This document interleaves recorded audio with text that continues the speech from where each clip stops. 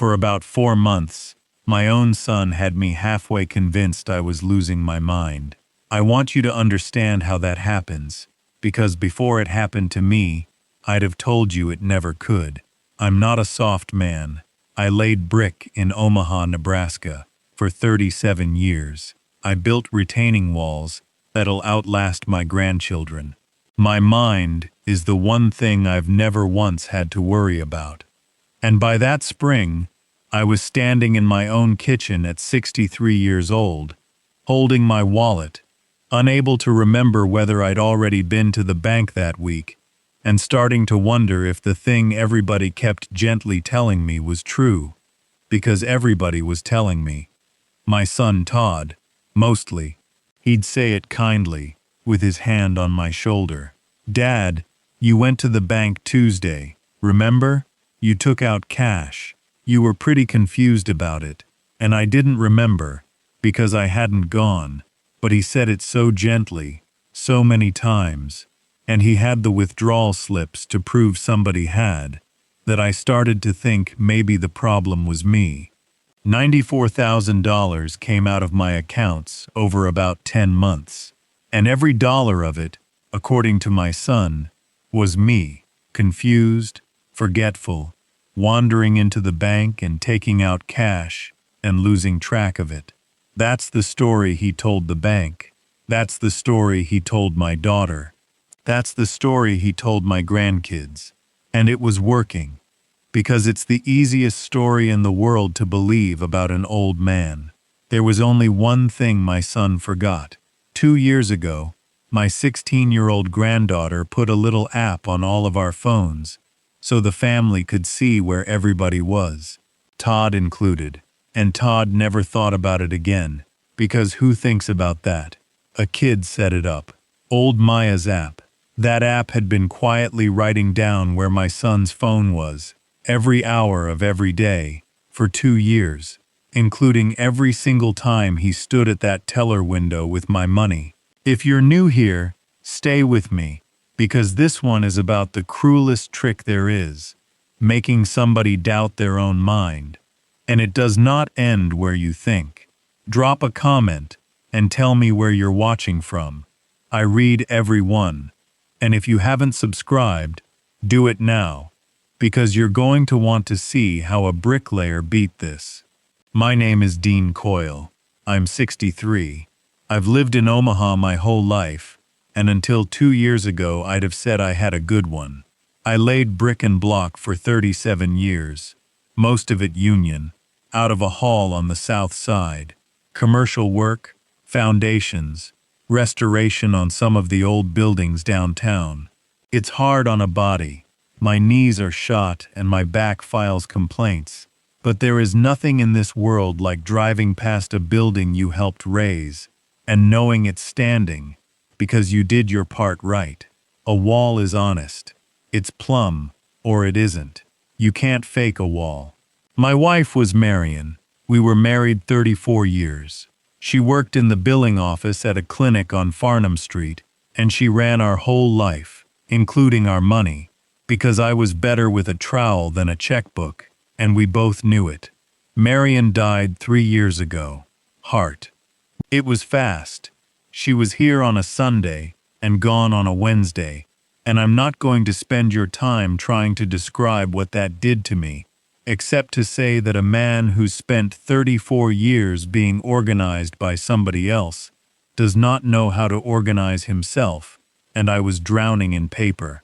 Bills, statements, the insurance, all of it. Marion's things I couldn't bear to move, and her paperwork I couldn't bear to open. And that's when my son Todd stepped in. And I need you to understand that at the time, it felt like a blessing. Todd is 38. He's my only son.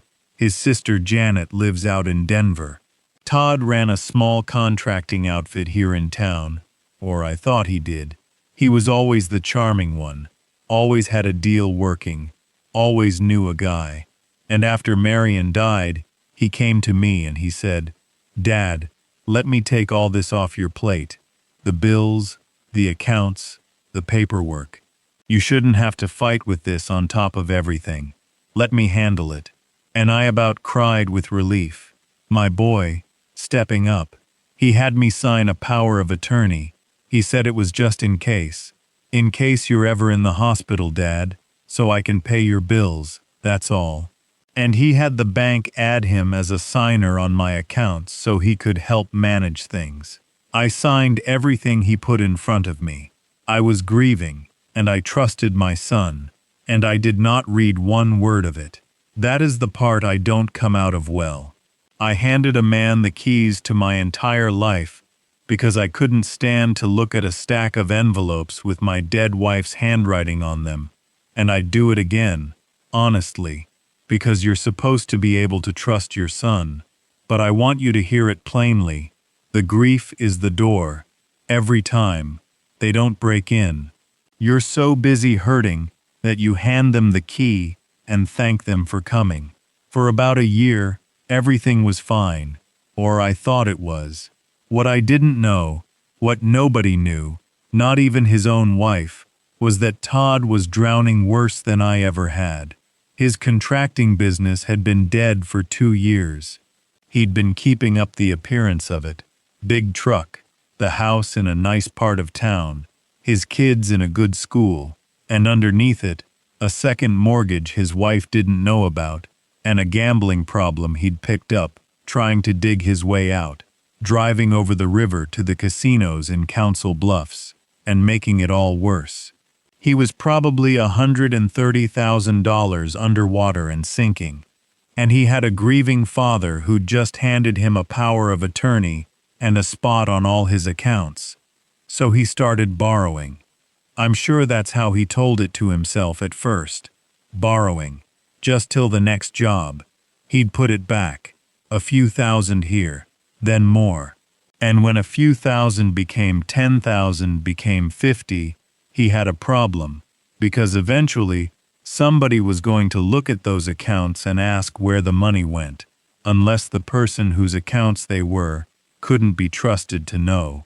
If somebody has ever tried to make you feel like you were the crazy one, type the word MAP in the comments. I read every single one. And stay with me, because the day my granddaughter handed me my own phone is the day this whole thing turned around. Here's how you make your own father look like he's losing his mind. I know the whole playbook now. I lived inside it. You start small, and you start with the family, not the target. Todd would call his sister Janet in Denver and say, "So worried, I'm getting concerned about Dad. He left the burner on again." I never left the burner on, but Janet's 2 states away, and she's got no reason to doubt her brother. And now there's a seed. Then you do it to the target directly. Todd would move things. I'd put my wallet on the hook by the door, where it's lived for 40 years, and it'd be on the counter, and he'd say, "Dad, it was on the counter. You put it there. Don't you remember?" He canceled a dentist appointment in my name, and then acted baffled when I showed up for it. He'd tell me we'd had conversations we never had. "You said you wanted to sell the truck, Dad. We talked about this. And when you do that to a person enough times, a grieving person, an old person, a person who's already a little unsteady, they start to fold. Because which is more likely, that your own son is systematically lying to you for months, or that you, at 63, alone, sad, are just starting to slip?" I started writing things down so I could prove them to myself. I started doubting my own memory of conversations. There was a stretch that spring where I genuinely, seriously wondered if I was in the early days of something, and I was terrified, and I didn't tell a soul because I was ashamed. That's what he did to me. The money was almost the smaller crime. He reached into the one thing I'd always trusted, my own mind, and he turned it against me. And the whole time, the withdrawals kept coming. $94,000, mostly in person, at the branch on 72nd and Dodge, and on the statements, and to the bank, and to Janet. It was all just Dad. Poor confused Dad, taking out cash and losing it. Todd even got me to a doctor. Just a checkup, Dad, and steered the conversation toward my memory, planting it there too. He was building the case to have me declared incompetent. Then he'd have had a court's blessing to take everything, sell my house, put me somewhere, and bury the whole thing for good. He was maybe 2 months from it. Now let me tell you about my granddaughter, because she saved my life, and she doesn't fully know it, and I intend to keep it that way. Maya is Todd's daughter. She's 16. She is sharp as a tack, and she has loved me fiercely since the day she was born, and she is the one bright thing that ran straight through this whole nightmare without a crack in it. And here's the thing about Maya. 2 years ago, when she got her own phone and got a little anxious about the family, this was right after Marion died, and I think that kid was scared of losing anybody else. She sat all of us down and put a location sharing app on every phone in the family. Mine, her dad's, her mom's, her Aunt Janet's. Now we can all see everybody's okay, she said. She showed me how to open it. I nodded and never opened it again. I'm 63. I've got a phone so my kids can reach me. I don't go poking around in apps. One afternoon that spring, Maya was over, and I was having a bad day. I'd just had another one of those conversations with Todd, where he'd told me I'd done something I hadn't, and I was rattled, and Maya could tell. And this 16-year-old girl looked at me and said, "Grandpa, you are not losing it. You're the sharpest person I know." And then, trying to cheer me up, to prove it to me, she grabbed my phone and pulled up her little app and said, "See, your phone knows exactly where you are. You're right here, at home, where you're supposed to be. Your brain's fine, Grandpa. You just miss Grandma." And she was pointing at the screen, at all our little dots on the map. Mine at home, her mom's dot, her dot, and Todd's dot, and something in the back of my bricklayer's brain, the part that knows when a wall's a 1/4 inch out of plumb, before I've even got the level on it, that part went very quiet and very cold. Because I remembered, right then, that Todd had told me just 2 days earlier that he couldn't come by because he was on a job site in Lincoln all day. And I asked Maya, real casual, "Honey, does this thing remember where people have been, or just where they are right now?" And she said, "Oh, it keeps everywhere. It's got like a whole history." Why? I told her no reason. I told her she was right, that I just missed her grandma, and I gave her $20 and sent her home. And then I sat down at my kitchen table with my phone, and I learned how to read that history, and I did not sleep that night, because there was Todd's phone 2 days before, when he was supposed to be in Lincoln. It wasn't in Lincoln. It spent 40 minutes at the bank on 72nd and Dodge, and then it spent 2 hours across the river at a casino in Council Bluffs, and that was just one day. Before I tell you what was on that bank's security footage, hit subscribe if you haven't, because this is the part that put my son away. Now, back to it. I want to tell you what I did next, because I did it like I lay brick. Slow, level, one course at a time. I did not call Todd and scream. I did not call Janet crying. I'd spent 4 months being told I couldn't be trusted to know things, and I was not going to walk in anywhere with a story and no wall behind it. So I built the wall. I got every bank statement for the past year. I'm still the account holder, confused or not, and I asked for all of it.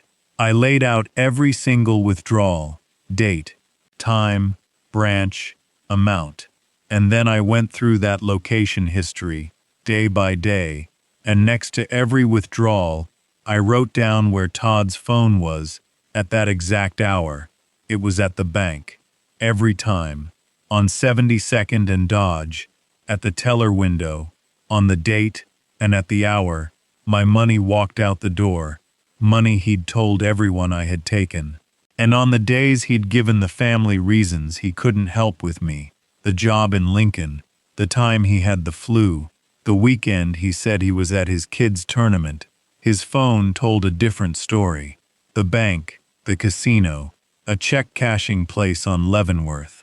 Over and over. I had a spreadsheet, essentially, that a man with dementia could not possibly have built, proving that the man who said I had dementia was the one emptying my accounts. But I knew that alone might not be enough, because a lawyer could stand up and say a phone in a pocket isn't a hand on a withdrawal slip. So I took it to somebody who could get the last piece. I went to the Omaha Police Department, to a detective in their financial crimes unit named Gwen Sorensen, who works elder cases, and I put my spreadsheet on her desk, and I watched her read it and go still. She said, "Mr. Coyle, this is the most organized victim report I have ever been handed." And I said, "Detective, I've been told for 4 months that I can't organize a sock drawer. Now can you get the bank's cameras?" She could, and she did, and the bank had the footage, because banks keep everything, and there was my son, Todd, on camera, at that teller window, on the dates and at the times my money came out, using the power of attorney I'd signed in my grief, and on a couple of the slips, where he hadn't even bothered with the POA, my own signature, forged, not confused old dad, Todd, in his good jacket, taking out cash and driving it across the river. The bank had never flagged it, because he was an authorized signer, and everybody, including them, had been told the old man was slipping. Nobody looks twice at a son helping his confused father. That's the whole game. The lie does the work, and the crime hides right behind it in plain sight. Detective Sorensen also had me do one more thing, and I'm glad she did. She had me get a real, full cognitive evaluation. Not the steered little chat Todd had walked me into. The real thing, hours of it, with a specialist who had no idea what was going on. I want to tell you that result out loud, because I earned it. There was nothing wrong with my mind. Not a thing. Sharp as a man half my age, the doctor said. The only thing wrong with my memory was that my son had been lying to it. If you think this old bricklayer did what he had to, comment the word justice below. I want to know you're out there with me. They arrested Todd on a Thursday morning. He was charged in Douglas County with knowing and intentional exploitation of a vulnerable adult, theft by deception, and forgery. His own wife, Kara, found out the full size of it the same week I did. The second mortgage, the gambling, all of it. He'd been lying to her as long as he'd been lying to me. She was blindsided, and she was decent, and she is not a villain in this story. She's just another person he fooled. She and Todd are done now.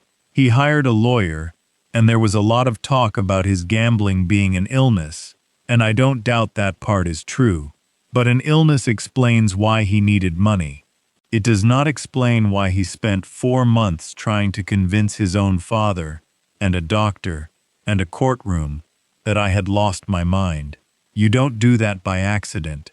That part he built, brick by brick, same as I built the case that buried it. He knew exactly what he was doing. He took a plea. He was sentenced to 6 years, and he's serving it at the Omaha Correctional Center, which is maybe 20 minutes from the house I still live in, and did not have to sell. I got most of the money back, restitution, and the bank made good on the forged withdrawals, which they're obligated to. The power of attorney is torn up. Nobody is managing my life but me. My daughter Janet flew in from Denver, and she cried at my kitchen table for about an hour, because she'd half believed it. She'd taken her brother's calls and nodded along about poor confused dad, and she had to sit with the fact that when her father needed somebody in his corner, she'd been in the other one. I told her what I'll tell you. It's not her fault. The lie was built to be believed. It was built by an expert, on the easiest foundation there is. An old man, alone. She didn't fail me. She just got fooled by a professional, same as everybody. Now let me tell you about Maya, because this is the part that matters most to me. That girl saved me, and she barely knows it, and I have worked very hard to keep it that way. Because here is the terrible thing. The child who loves me most is the daughter of the man who did this. And when it all came out, Maya was devastated, not just that her father was going to prison, but a fear I caught in her eyes one day and moved heaven and earth to kill, which was the fear that she had done it, that by showing me that app, trying to make her grandpa feel better, she'd handed me the thing that put her dad away. I sat that girl down, and I took her face in my hands, and I told her the truth, which is this. Maya, you did not do anything but love me. You showed me that map because you wanted me to know my mind was fine. What was on it was your father's doing, not yours. You didn't put him at that bank. You just refused to let anybody tell me I was crazy. That's the best thing anybody did for me in the worst year of my life, and I will not have you carrying 1 ounce of guilt for it. Do you hear me? She's got a ways to go with it. She's 16 and her dad's in prison, and that's a hard road. But she's at my house every Sunday, and we don't talk about her father much. And we work in the garden, and she's teaching me more about that phone than I ever wanted to know. And I am making sure, absolutely sure, that the one clean, loving thing she did never turns into a wound she carries. People ask if I visit Todd. I do. He's my son. I sit across from him, and it's the hardest hour of my month. And we mostly end up talking about Maya, which is the only ground we've got left that isn't scorched. I don't know where he and I land in the end. He didn't just steal from me. He tried to take my own mind away from me and hand me a diagnosis to keep it. There's a bottom to that I haven't found yet, but he's my boy, and Marion would want me to keep a door cracked, so I go. That's as honest as I can be about it. So if there's one thing I want you to take out of all of this, it's this, and it's practical, so I want you to actually hear it. If you ever hand somebody power of attorney over your affairs, and there are good reasons to, do not hand over the only key and walk away. Get a second set of eyes on your accounts. Set up the alerts on your phone that tell you every time money moves. A power of attorney is a loaded gun, and grief is exactly when we hand it over without looking. And here's the harder one. If there's an older person in your life who has suddenly, conveniently become confused right around the time money got tight or money went missing, do not just nod along with the person telling you about it. Look closer, because manufactured confusion is one of the oldest cons there is, and it works precisely because we are all so ready to believe it about the old. Believe them first. Believe them the way a 16-year-old girl believed me when every adult in the room had already made up their mind. My son spent 10 months trying to convince the whole world that my mind was gone. He forgot that his own daughter had put us all on the same map. Turns out the old man knew exactly where everybody was. If this story got to you, subscribe so you don't miss the next one. And do me a favor tonight. If there's an older person in your life who's suddenly being called confused, go look a little closer. It might be nothing. It might be everything. I read every reply. Thank you for sitting a while with an old bricklayer from Omaha. I'll see you in the next one.